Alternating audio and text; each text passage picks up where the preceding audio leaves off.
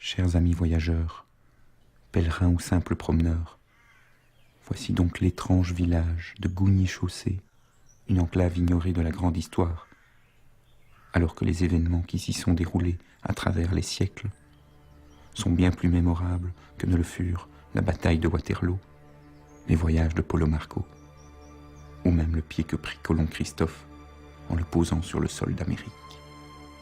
Un village qui inspire le monde depuis des centaines d'années.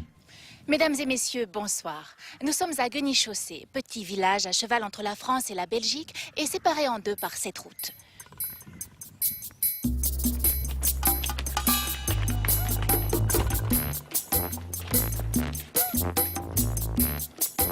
Moi, faire un mur, très grand mur pour le village. Oui, mais qui vous a commandé ce mur, les Belges ou les Français?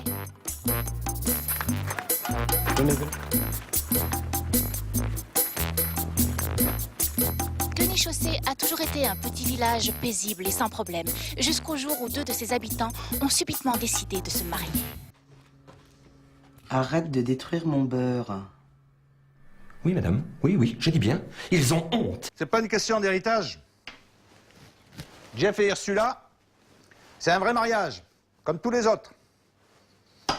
Sauf qu'ils ne croient pas en Dieu. Mais le cimetière, il est où? Le cimetière, il est où, Edine Arabe? Il est dans la partie française du village. La maison de Joseph Kruger, le grand-père d'Ursula Kruger. Eh bien, cette maison qu'il a d'ailleurs défendue au péril de sa vie, je le rappelle. Et une bonne fois pour toutes, il n'y a jamais eu d'autre propriétaire de la maison que le Joseph Kruger, mort pour la patrie. Donc Joseph Kruger est belge. Et sa maison aussi. Franchement, Kruger, c'est pas très français, ça. C'est pas belge non plus. Mais personne n'est contre notre mariage. Ben non. Absolument personne. C'est des menteurs. Et alors, avec le thé vert, vous voyez, c'est plus mou.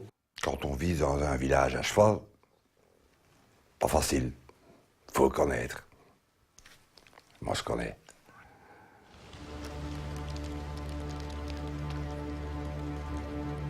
Est-ce que ce mariage, hein, c'est malsain.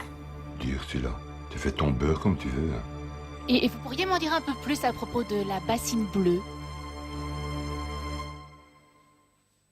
Hein?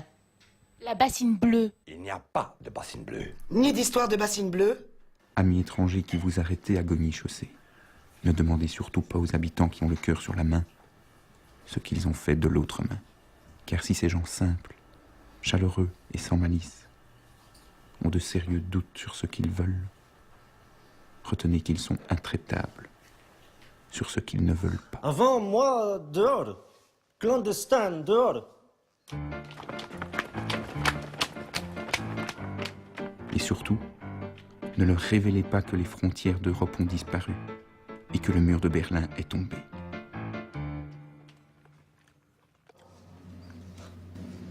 Maintenant, immigré, mais dedans.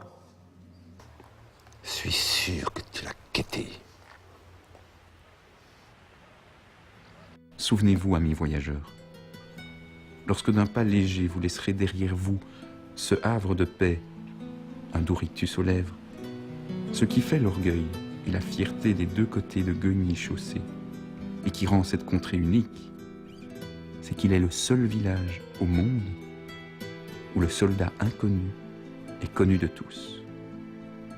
Et ce héros est religieusement célébré chaque année au Clotaire, l'unique taverne de la région. S'il n'y avait pas tant de journalistes et de caméras, il n'y aurait pas autant de guerre, de misère et de malheur dans le monde. Voilà.